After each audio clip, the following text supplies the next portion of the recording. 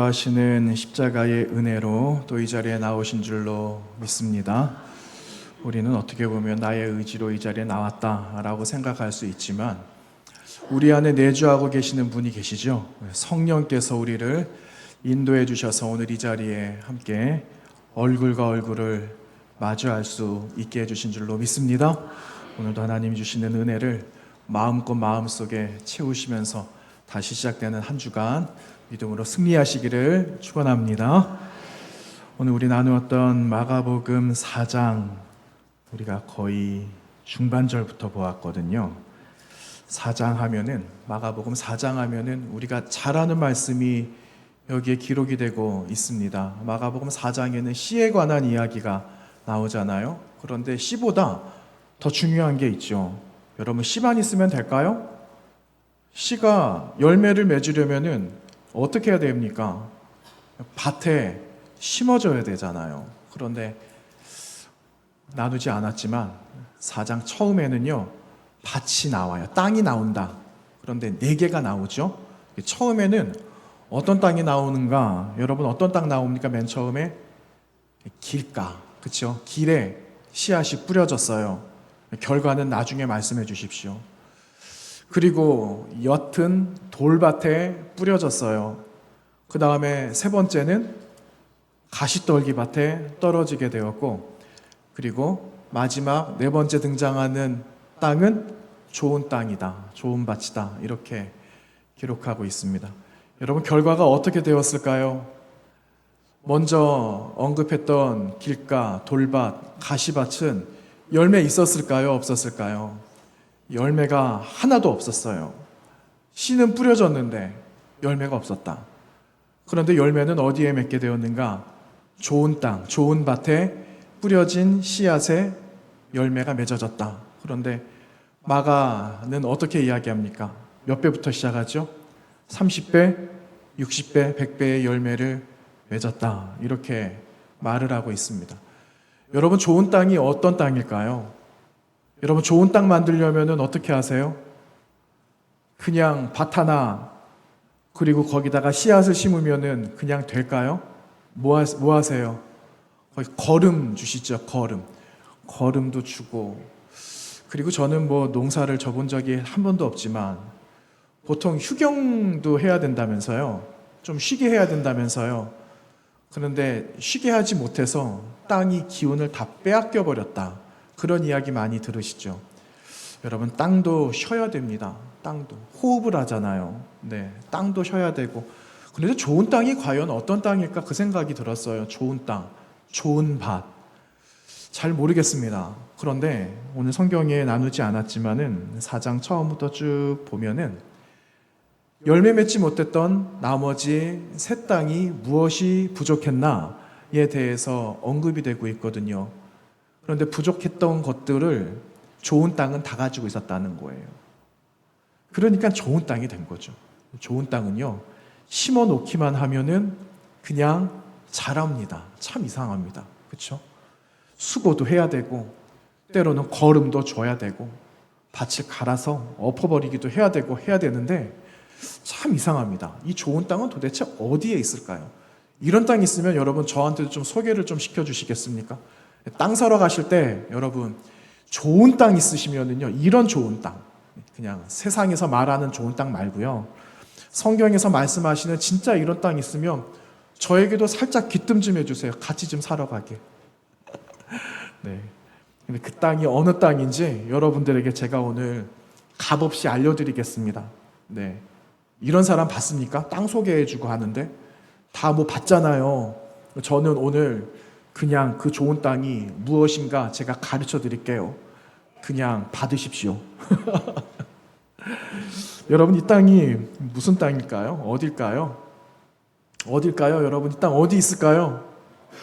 네, 우리 마음밭에 있는데 나중에 또 말씀드리겠습니다. 하나님 나라 이야기 하는 겁니다. 네. 여러분, 씨 이야기를 했는데 씨 이야기, 재밌는 이야기 하나 해드릴까요? 안 듣고 싶으십니까? 재미있는 이야기 하나 해드릴게요. 여러분, 씨앗이 하나 발견됐대요. 어떤 씨인가? 우리 임권사님 눈이 동그래지시네. 어떤 씨냐면은요, 여러분 그 종려나무 씨 아세요? 종려나무 씨 보셨어요? 제가 시청각 교육으로 가지고 올까 하다가 다음에 한번 보여드릴게요. 언제 기회 있을 거예요. 종려나무 씨가 발견이 됐대요. 그런데 이 종려나무 씨는요, 사실은 학명으로는 맞지 않아요. 이 종려나무의 원래 이름은요, 대추야자수입니다.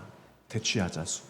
여러분 저기 중동 이런 데 가면은 높이 하늘을 찌를 듯한, 여러분 대추야자 드셔보신 적 있으시죠? 대추야자. 그 팔레스타인 이런 데 가면은 사우디 같은 데, 그쵸? 그런 데 가면은 있는 대추야자. 우리 엄지손가락만한 거. 그 씨가 발견이 됐는데, 그 씨가 언제 발견되었느냐? 1970년도에 발견이 됐대요. 진짜 오래됐어요. 진짜. 근데 그게 어디서 발견이 되었느냐 하면은, 여러분 마사다라는 곳을 아세요? 마사다? 마사다라는 곳은 그 이스라엘 그 사해 마이너스 400이거든요. 그러니까는 해수면보다 더 높은, 근데 더 낮은 마이너스 400 지역으로 계속 내려가요. 내려가는데 그 광야 지역 들어가게 되면 마사다라는 곳이 있습니다. 사해 향해서 가다 보면. 근데 그 마사다라는 곳은 마지막 로마와 이렇게 격전지입니다. 그 마사다 항쟁 이렇게 말을 하거든요. 유대인들이 마지막 남은 사람들이 살아남기 위해서 천혜의 요새 위로 올라간 곳이 마사다입니다. 거기서 대항을 하는 거죠. 거기서 살아남기 위해서. 그런데 로마군들이 마사다를 정복을 합니다. 굉장히 높은 이 요새를 이 로마군이 점령을 하게 되거든요. 그래서 남겨져 있는 유대인들이 다 거기서 몰살을 당하게 됩니다. 근데 거기서 유대인 한 학자가 대추 야자수의 그 열매의 씨앗을 발견을 했습니다. 발견. 굉장히 오래된 이야기 아니에요. 그런데 그 열매의 씨앗을 가지고 와서 그 씨앗을 한번 발화를 해봐야 되겠다, 이렇게 했답니다. 그래서 심게 되는데, 그거를 언제 심게 되느냐? 35년 뒤에 그 씨앗을 심어요. 그러니까 2005년에 그 씨앗을 심게 됐습니다. 그런데 그 씨앗을 심는 그 과정, 준비하는 과정들이 있거든요. 발견된 거를 그냥 갖다 심는 게 아니라 그렇게 여러 환경들을 맞추어 가지고 하는 거죠. 이제 심는 거죠. 그런데 그 씨앗이 언제 건가라는 것을 방사성 탄소 연대 측정법이라는 것이 있잖아요. 거기다가 대입을 해서 보니까 그 씨앗이 쉽게 말해서 예수님 시대에 있었던 씨앗이다. 그러니까 2000년 전에 있었던 씨앗이다라는 게 확인이 된 겁니다. 굉장히 놀라운 것 아니겠어요? 근데 그 열매를 심기로 한 거예요. 여러분, 이 심는 사람들이 별로 기대를 안 했답니다. 2000년 전에 있었던, 그냥 가만히 놔두면 유물입니다. 유물. 그냥 화석이에요. 화석. 그런데 그거를 심었다라는 거예요. 어떻게 됐을까요? 어떻게 됐을까요? 열매가 맺었을까요? 안 맺었을까요? 택도 없죠. 2000년 전에 있었던 씨앗에서 무슨 열매가 맺었습니다. 열매가 맺었어요. 놀랍죠. 그거를 따뜻한 물에다가 담궈 놓고 준비를 다 해서 그거를 갖다 심어 놓은 거예요. 그랬더니 정확하게 8주 뒤에 여러분 거기에 씨앗을 쪼개서 거기서 발화되기 시작했다라는 거예요. 그리고 열매를 맺었어요. 열매를. 그래서 그 열매에서 나온 타마르, 그 대추 야자 열매가요, 거두어지게 된 기사가 여러분 그 인터넷 치면 나옵니다. 예, 저는 공부하다가 그 이야기 한 2주 전에 들었는데, 그래서 제가 빨리 들어가 봐서 한번 찾아봤더니 그 열매를 발화시켜서, 그리고 거기서 열매 맺은 그 대추 야자수의 열매 수확한 거를 사람들이 찍어가지고 올려놨더라고요. 요즘 좋은 세상이잖아요. 그래서 여러분 생각나시거든 한번 보세요. 예, 그러면은 그게 나올 겁니다. 그런데 여러분 중요한 것은, 아니 2000년 전에 있었던 이 씨앗이 어떻게 열매를 맺게 되었을까 하는 거예요. 여러분, 사람이 한 노력이 뭐였죠? 사람은 그저 환경만 만들어 주었다라는 거죠. 사람은 그냥 환경만 만든 거예요. 환경만 그냥 조성을 해준 거죠. 사람이 할 수 있는 능력은 딱 거기까지인 거예요. 생명을 움켜쥐고 생명이 꿈틀거리고 그리고 생명이 생명답게 하는 분은 누구시냐 하는 겁니다. 제가 할 수 있을까요? 누가 할 수 있을까요? 하나님께서 하시는 거죠. 그걸 말해주는 겁니다. 그걸. 그래서 여러분, 이 땅은요, 하나님의 나라를 이야기하는 거죠. 오늘 본문에도 보면은요, 비밀이 땅에 있다라는 것을 들려주고 있는 겁니다. 26절 볼까요? 또 이르시되 하나님의 나라는 사람이 씨를 땅에 뿌림과 같다. 이렇게 말을 하고 있어요. 땅이 곧 하나님의 나라다라는 것을 주님께서 말씀해 주시고 있는 겁니다. 자, 여러분, 하나님의 나라 가보셨습니까? 여러분, 하나님의 나라도 안 가보셨어요? 여기저기 비행기 타시고 유럽도 가시고 여행도 많이 다니시는데 하나님의 나라를 아직 못 가보셨어요? 저는 갔다 와봤습니다. 벌떡 일어나시네. 네, 저는 하나님의 나라를 가봤습니다. 하나님의 나라를 잘 알아요. 여러분, 하나님의 나라 언제 갈까요? 사람들이 오해합니다. 하나님의 나라는 죽어가는 나라 이렇게 생각을 한다는 거예요. 근데 여러분, 절대 잘못됐어요. 하나님의 나라는 죽어서 가는 나라가 아닙니다. 하나님의 나라는 언제부터 시작이 되었는가? 이미 여기 우리가 살아가고 있는 이 땅이 하나님 나라거든요. 주님이 오시는 그때 주님이 이 땅에 오셔서 무엇을 선포하셨느냐면은 하나님의 나라가 너희 가운데 임했다라고 말씀하셨어요. 이 땅 가운데 하나님의 나라가 임하였다라고 말씀하셨어요. 주님이 오시는 그 순간에 하나님의 나라가 임한 거죠. 그러니 하나님의 나라가 시작이 된 겁니다. 그런데 여러분, 우리가 지금 살아가고 있는 이 하나님의 나라는 완전하지 않아요. 완전한 나라는 이제 정말 우리가 죽으면은 맞이할 그 나라가 완전한 하나님의 나라입니다. 여러분, 이게 신학 안에서 그리고 기독교 전통 안에서 너무너무 중요한 메시지가 되었습니다. 하나님의 나라가 우리에게 임했다. 우리는 그 하나님의 나라를 딛고 살아가는 하나님 나라의 백성들이다. 그러나 아직 하나님의 나라는 완성되지 않았다. 시작되었지만 아직 완성되지 않은 나라, 하나님 나라. 저와 여러분이 지금 살아가고 계시는 나라예요. 그래서 여러분, 하나님의 나라, 죽으면 가지. 어떤 사람들은 그렇게 생각한대요. 세상에 살아가고 있는 수많은 사람들은 천국은 죽어가는 나라라고 여전히 생각한대요. 여러분, 우리는 예수 믿기 전에 천국을 천국이라고 말하지 않았어요. 여러분, 어떻게 말했습니까? 천당이라 그랬잖아요. 천당. 그래서 만약에 천당이라는 곳이 있다면은 나도 한번 가보고 싶다라는 유토피아, 이상적인 나라로 사람들은 생각해왔다라는 거예요. 지금도 생각하고 있다는 거죠. 갈 수만 있다면. 그런데 여러분, 갈 수 있을까요? 없을까요? 갈 수 있죠. 어떻게 간다고요? 그리스도 예수를 믿음으로.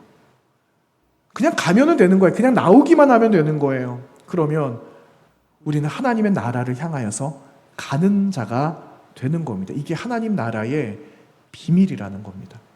여러분, 예수님이 말씀하시는 하나님의 나라, 어떤 나라일까요? 27절 말씀 볼까요? 다 같이 한번 읽어보겠습니다.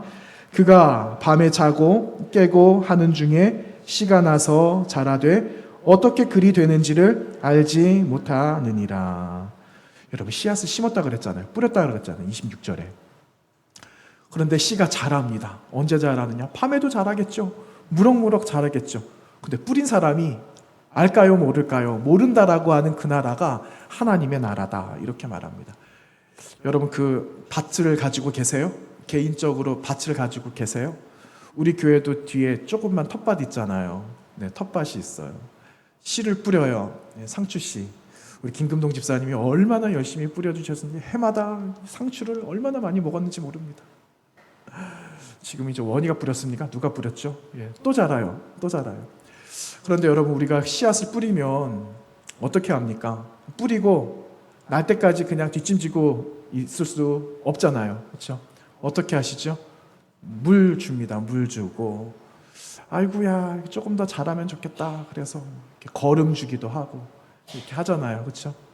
그러면은 막 이만큼 자라서 매 주마다 막 상추 뜯어가지고 저 주신다고 우리 권사님들이 얼마나 맛있게 먹고 있는지 모릅니다. 손이 많이 갑니다.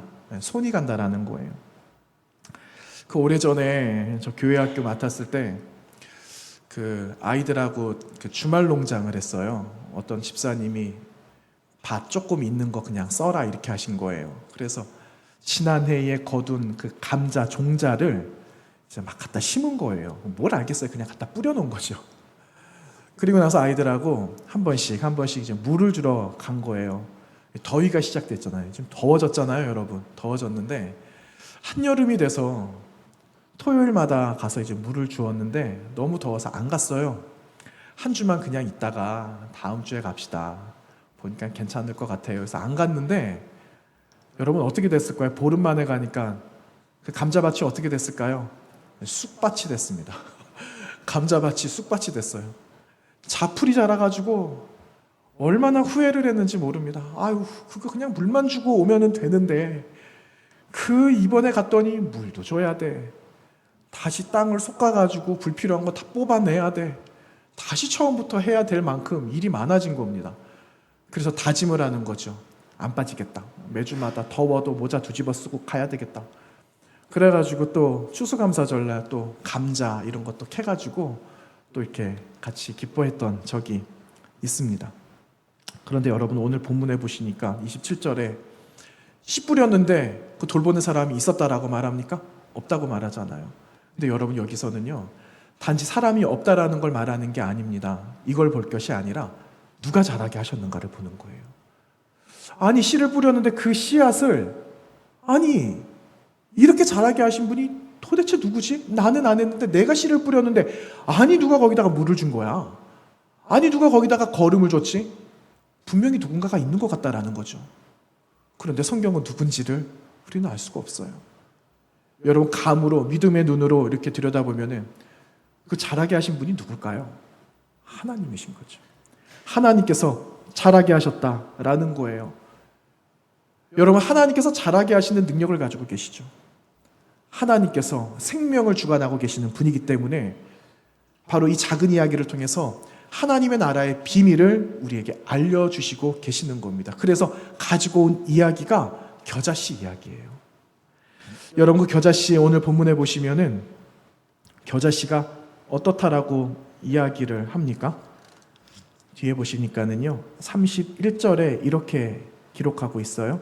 땅에 심길 때에는 땅 위의 모든 씨보다 작다 이렇게 말을 해요. 땅 위에 있는 존재하는 많은 씨보다도 작다. 근데 제가 보니까 이 겨자씨보다 더 작은 씨앗이 있을 것 같아요. 그런데 주님께서는 땅 위에 있는 모든 씨보다 어쨌든 작다 이렇게 말을 하십니다. 작다라는 이 말은요 별로 필요 없다라는 거예요 사실은. 네. 사람들이 그렇게 중요하게 여기지 않는, 없어도 될 만한 것 이런 거죠. 흔하게 구할 수 있는 것 이런 것 중에 하나다 이런 말씀을 합니다. 여러분 이 말씀이 공관복음에 다 나옵니다. 공관복음은요 마태복음, 마가복음, 누가복음을 말하거든요. 신약성경 앞에서 3권. 근데 왜 공관복음이라고 이야기를 했냐면요 같은 이야기들이 같이 나온다라는 말이에요. 공통된 관점으로 보았다. 그래서 공관복음 이렇게 말하는 겁니다. 그런데 이 공관복음 안에 씨 뿌리는 이 겨자씨에 관한 이야기가 모두 나와요. 마태복음 13장에 나오고 누가복음 13장에 나와요. 둘 다 13장에 나와요. 외우기 쉽겠죠. 그리고 오늘 말씀 마가복음 4장에 나옵니다. 3곳에 겨자씨 이야기가 다 나오는데 3곳 모두 똑같이 이야기합니다. 마태복음 13장에 모든 씨보다 작다 겨자씨, 그리고 누가복음 13장에도 겨자씨를 말하는데 자라서 나무가 된다. 그리고 나무가 되어서 많은 새들이 모인다, 깃들인다. 그런 이야기를 누가는 조금 더 구체적으로 이야기를 하고 있어요. 그리고 조금 더 덧붙여서 사람이 겨자씨를 자기의 채소밭에 심었다 이렇게 말을 하고 있어요. 누가복음 13장에는 조금 더 자세하죠. 굉장히 적극적으로 누가는 겨자씨에 관한 이야기를 하고 있음을 볼 수가 있습니다. 여러분 쉽게 표현하면은요 이 겨자씨를요 내 채소밭에다 갖다 심었다라는 거예요. 내 채소밭에. 여러분이 돌보고 있는 주말 농장에, 우리 뒷마당에 있는 작은 텃밭에다가 이 씨앗을 심었다라는 거예요. 이 말은요, 하나님의 나라가 멀리 있지 않다라는 겁니다. 하나님의 나라가 바로 내가 씨앗을 심어서 결실을 맺으면 바로 뜯어가지고 먹을 수 있는 만큼, 손 뻗으면 닿을 만큼 가까운 나라가 하나님의 나라다. 이거를 누가는 우리에게 더 자세하게 말하고 있는 거죠. 그러니 여러분, 하나님의 나라는요, 죽어가는 나라가 아닌 겁니다. 하나님의 나라는 지금 여러분이 살아가고 계시는 이곳을 하나님의 나라다라고 말하고 있음을 여러분 기억하시기를 바랍니다. 그런데 여러분, 여기에 반전이 있어요. 왜 하나님께서 겨자씨 하나를 선택하셨는가 하는 겁니다. 여러분이 겨자씨는요, 사실은 대단해 보입니다. 성경에 나오니까 대단해 보이고, 그리고 그게 나무가 된다라니까 대단해 보여요. 그런데 사실은 여러분이 겨자는요, 자풀입니다. 정체를 제가 말씀해 드릴게요. 이 겨자는요, 그냥 풀이거든요, 풀. 하나님께서 이 겨자, 풀을 그냥 아무데나 흔하게 널려있는 자풀을 그냥 뜯어와가지고 우리 집에다 갖다 심으셨다라는 거예요. 왜 그러셨을까? 자, 여러분, 길에 흔한 자풀이 있어요. 근데 그 자풀을 보고 우와 예쁘다, 우와 너무너무 좋다 해가지고 그거 뜯어가지고 여러분 댁에다가 심으실 분 있으십니까? 한 분도 안 계시죠. 오히려 그거 뽑고 있으면은, 제가 만약에 뽑고 있으면 누군가가 와가지고 그거 왜 뽑느냐고 핀잔 줄 겁니다. 그렇죠? 그거 뭐 어디다가 쓰려고 그러느냐 하면서 막 뭐라고 할 겁니다. 좋은 게 있으면, 예쁜 게 있으면은 그거 갖다 심지. 그렇죠? 아무도 흔한 거를 뽑아다가 심지 않는다라는 겁니다. 일부 때도 그런 이야기 드렸어요. 여기 찻길이잖아요. 찻길.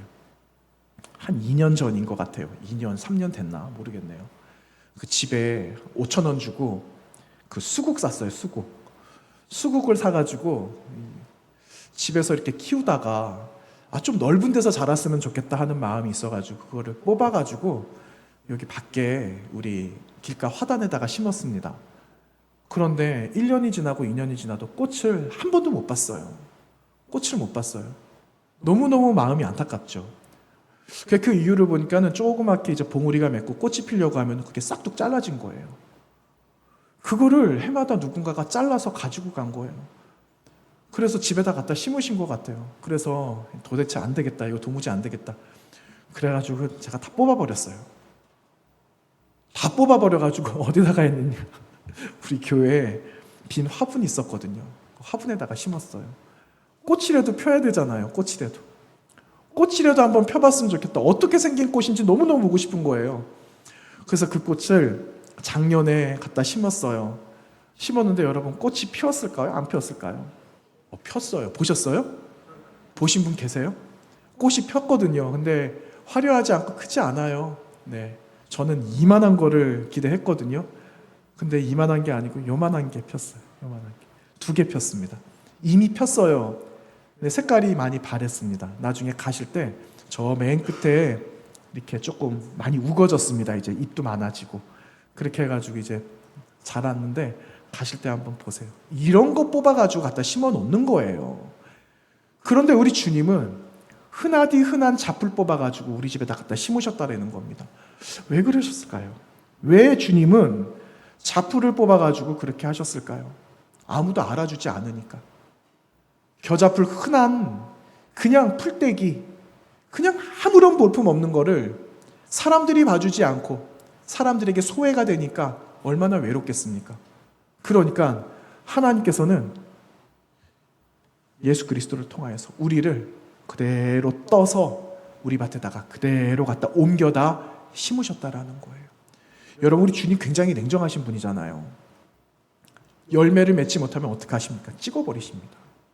굉장히 단호하신 분이세요. 무화과 나무 여러분 아시잖아요. 무화과 나무에 열매를 맺지 못했어요. 예수님 뭐라고 말씀하십니까? 그거 잘라서 찍어버려라, 불에 태워버리자라고 말씀을 하십니다. 여러분, 실제 열매를 맺지 못하는 무화과 나무는요, 실제 불쏘시개예요. 장작더미로 그냥 써버립니다. 그런데 그 포도원 그 지기가 뭐라고 말합니까? 주님, 한 번만 더 기회를 줍시다. 한 번만 더 기회를 줍시다. 그러다가 만약에 맺지 못하면 그거 그냥 찍어버리세요. 사실은 여러분 그거 열매 맺지 못하는 나무예요. 맨 처음에 열매를 맺지 못하면 그 다음 열매 나지 않아요. 무화과 나무는 원래 그렇거든요.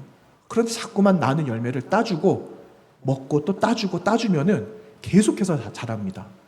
무화과 나무의 특징이 그렇습니다. 근데 예수님은 그거를 보신 거예요. 처음 열매가 없기 때문에 잘라야 된다라는 걸 주님 아신 거예요. 이렇게 단호한 주님이 어떻게 그 볼품없는 풀을 그대로 떠서 나의 정원에다 그대로 심을 수 있겠느냐 하는 거죠. 하나님께서 불쌍히 여겨주셨다라는 거예요. 누구를? 여러분을 불쌍히 여겨주신 거예요. 여러분, 저와 여러분을 말씀하시는 겁니다. 볼품없는 겨자씨 하나, 존재 자체 가치가 없고 사람들의 눈에 잘 띄지 않는 이러한 형편없는 존재인 우리들을 하나님께서 그대로 떠서 하나님의 전에 그대로 갖다 놓으시면은 잘한다라는 거예요. 그 안에 있기만 하면. 그래서 여러분, 우리는 하나님 품 안에서 떠나면은 안 됩니다. 하나님의 품 안에서 떠날 것이 아니라 그 자리를 사모하고 그 자리에 있기만 하면 하나님의 놀라우신 은혜로 그 믿음이 날마다 자란다는 그 비밀을 오늘 우리에게 이 말씀을 통해서 들려주시고 계신다라는 사실이에요. 그래서 여러분, 이 말씀을 믿으십시오. 이 말씀을 들으세요. 그리고 있기만 하면, 좋은 밭에 있기만 하면 자란다. 자라게 하시는 분은 하나님이다 라는 것을 여러분 기억하시고, 주님 떠나지 마시고 여러분 꼭 주님 가운데 붙어 계시기를 바랍니다. 여러분 잘 아시는 말씀 있잖아요. 고린도 전서에 3장 6절 말씀에 사도 바울께서 이런 말씀하시죠. 나는 심었고 아볼로는 물을 주었다. 자라게 하시는 분은 하나님이다 라는 말씀을 하고 계세요. 그런즉 심는 이나 물 주는 이는 아무것도 아니다. 왜? 자라게 하시는 분이 계시니까. 그분이 하나님이다 라는 것을 두 번이나 강조하면서 말씀하고 있습니다. 여러분, 이들은 하나님이 계시지 않으시면은 정말 존재가치, 정말 아무것도 아닌 존재들이었습니다. 로마가 억압하고 있죠. 모든 자유를 다 뺏어갔습니다. 그러니 이들이 무슨 낙이 있었겠습니까? 이들에게 진짜 필요한 것은 자유, 그리고 소망이 필요하고 위로가 필요했어요. 위로가. 그래서 하나님은 이들을 그대로 떠서 하나님 나라의 주인공으로 위로해 주시고 너희들이 주인공이다라는 것을 계속하여 말씀해 주셔서 주님이 떠서 심으신 그 땅에 아름다운 소망의 나무가 되도록 하나님은 그들에게 용기를 주셨다라는 겁니다. 오늘 저와 여러분에게. 여러분, 우리는 이 땅 가운데 험한 인생을 살아가고 있어요. 그런데 이 험한 인생 가운데 하나님께서 친히 다리가 되어주시잖아요.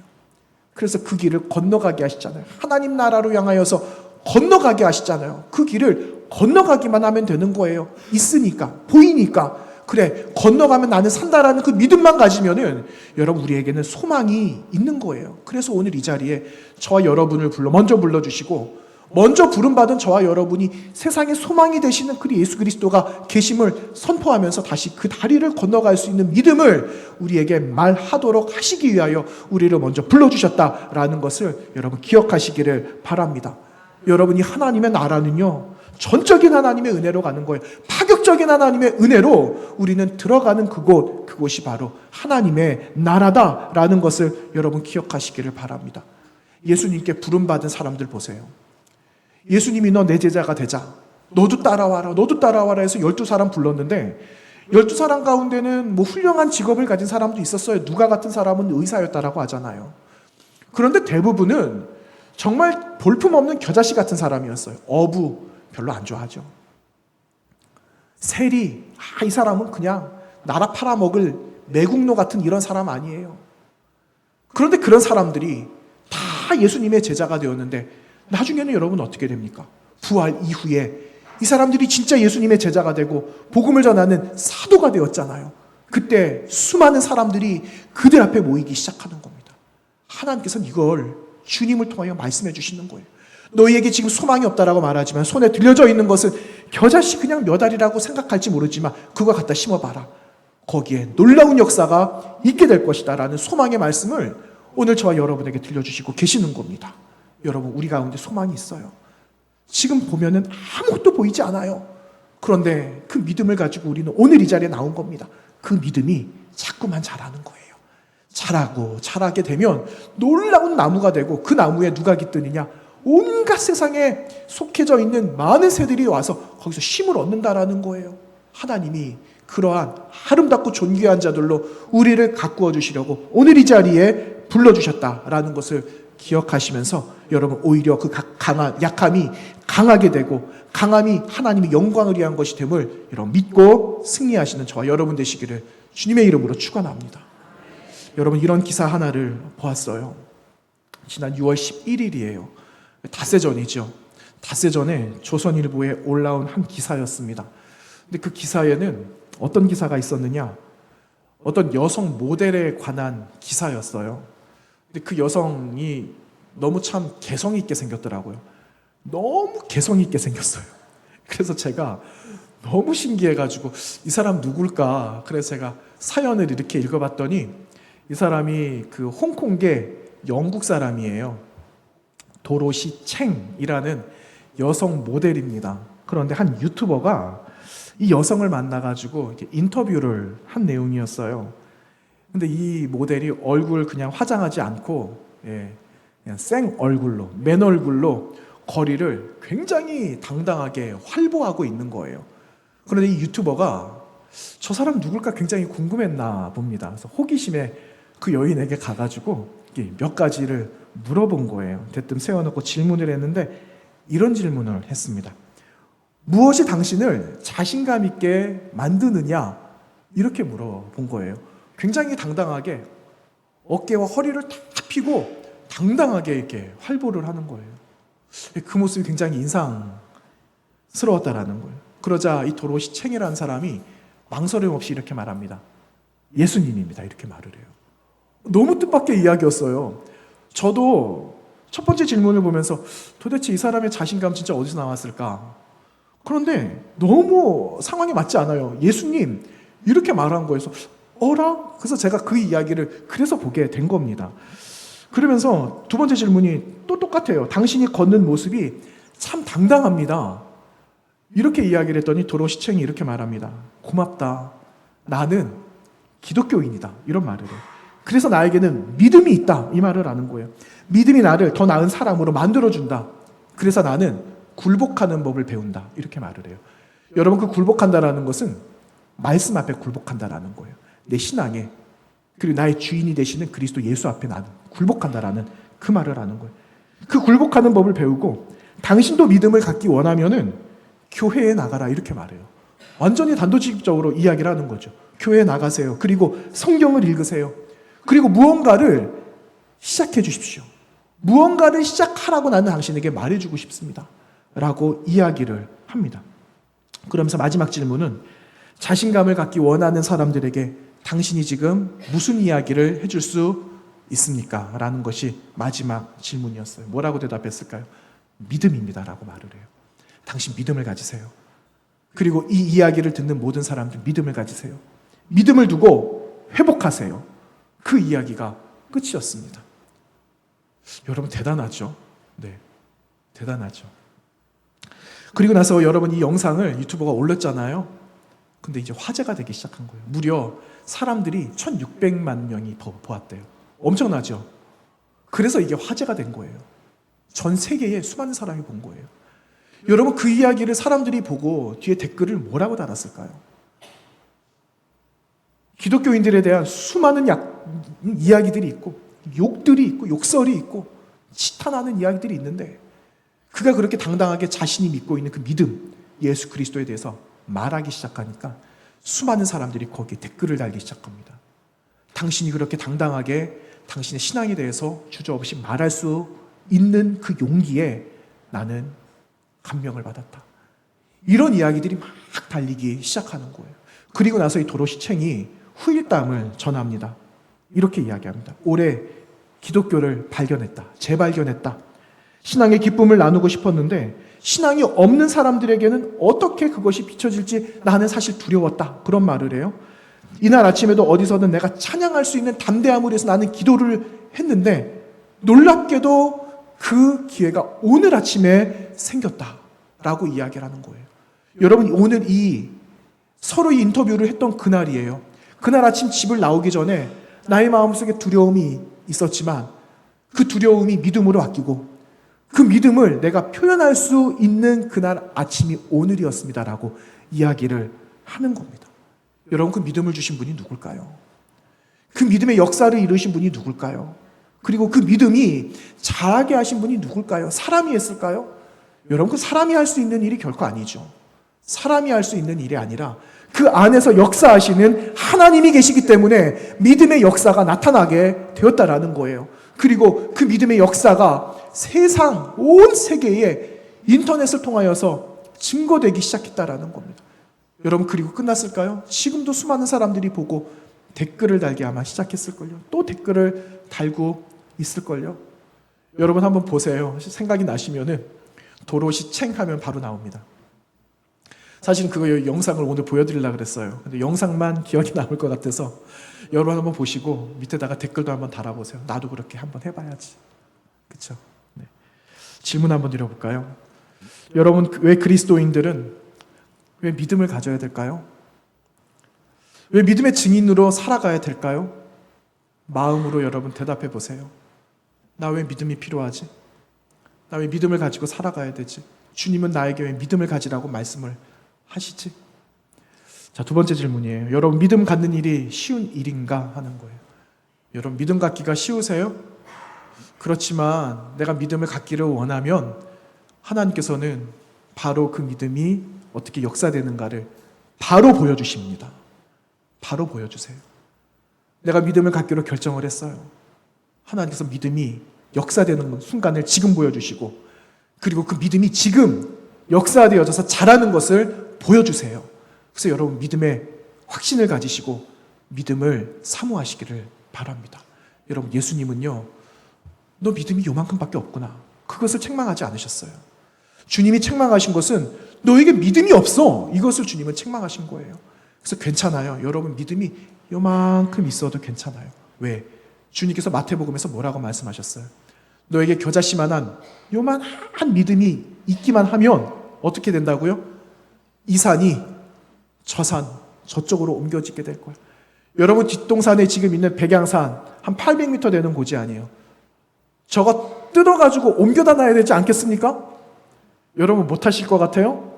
여러분, 그만한 믿음이 있기만 하면 여러분, 저 산을 뚝 잘라가지고 갖다 다른 데다가 옮길 수 있는 줄로 믿습니다. 여러분, 그 믿음이 필요한 거예요. 오늘 그 믿음으로 다시 시작하자라고 말씀하시는 겁니다. 나머지는 내가 역사한다. 그냥 그 안에 머물기만 하면 된다. 내가 잘하게 한다. 라는 그 말씀을 우리에게 들려주시는 것입니다. 여러분, 그 믿음을 가지십시오. 네. 믿음을 가지세요. 하나님께서 역사하시는 겁니다. 마지막 이야기 하나만 들려드릴게요. 여러분에게 질문을 한번 드려볼까요? 여러분, 농부가 이렇게 논밭에다가 이제 씨를 뿌렸어요. 이제 심잖아요. 모를 심잖아요. 모를 심어서 나중에는 이렇게 벼가 이렇게 익어서 추수하게 되잖아요. 추수하기까지 농부는 논밭에 몇 번을 나갈까? 질문입니다. 몇 번 나갈까요? 좀 넌센스입니다. 몇 번 나갈까요? 여러분, 엿장수가 몇 번 가위질할까요? 자기 마음대로 하잖아요. 똑같습니다. 예. 농부가 나가고 싶은 만큼 나가는 거예요. 그런데 조금 더 구체적으로 말해볼까요? 여러분, 그 한자 가운데 쌀미자가 있어요. 쌀미. 그쵸? 쌀미자 한번 그려보십시오. 예. 열십자에 위아래로 팔자가 있어요. 그쵸? 예. 찍혀 있습니다. 이게 쌀미자인데, 여러분, 농부가 모판에다가 모를 심고 추수하기까지 88번을 나가야지 추수할 수 있다라는 의미가 쌀미자에 담겨 있어요. 88번을 나가는 거예요. 여러분, 88번이라는 건 상징적인 거죠. 그런데 88번 나간다라는 게 쉬운 일입니까?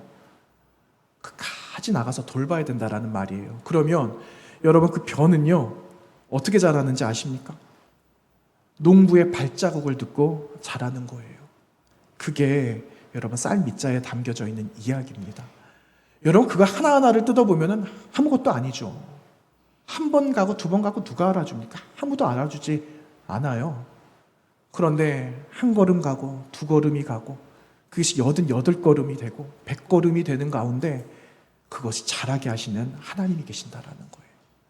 나는 아무것도 안 했어요. 나는 그저 있기만 했어요. 그냥 나는 이 말씀을 듣고 살아오기만 했어요. 그랬는데 자라더라는 겁니다. 누가 자라게 하셨느냐? 하나님께서 자라게 하셨다는 거예요. 그래서 여러분 믿음이 작은 거 괜찮다니까요. 믿음 작아도 괜찮아요.